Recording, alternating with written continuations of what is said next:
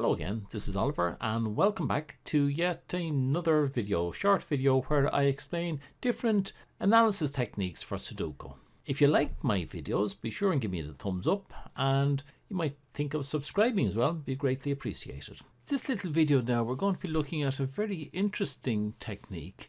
It's known as the quad pairs. Now, I've only come across it myself in one Sudoku that I was doing, and I have a feeling this is the one that I was actually trying to do. And it stumped me for quite some time. Now, this example I'm taking straight from Duncans' website, and there is a link to it in the description below. So let's have a look at the four cells, which are H2, J2, and H9, J9. So something akin to an X-wing and things like that. But you can see we have three doubles in three of the squares. And the fourth one has got a 4, 7, 8. So H2 has 4, 7, 8. Now let us consider if there was no 7 in H2, in which case we'd have 4, 8 in each one of the four cells, and that is our quad pair. Now, what effect does that have on the puzzle as a whole and where we go to from here?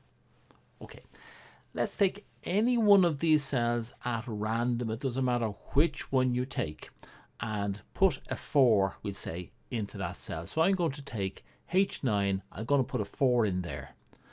And by doing that, it means there's going to be an 8 in H2, there's going to be a 4 in J2, and there's going to be an 8 in J9. Now that means that in this house here, there is a 4 and an 8. In this house, there's a 4 and an 8, so we can get rid of that 4. In this column, there's a 4 and an 8, so we can get rid of any 4s, but 4s and 8s along that column.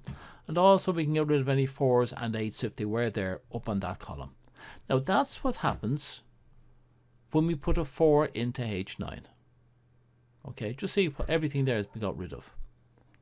Now let's put an 8 into H9.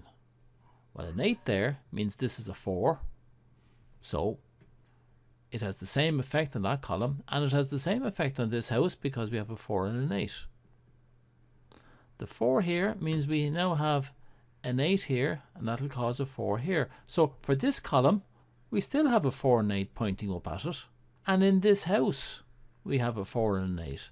So we're still going to get rid of exactly the same possibles as before. And that's a little bit of a problem, because we're saying that if we put 4 into a cell, we get a certain outcome. And if we put an 8 into the cell, we get exactly the same outcome.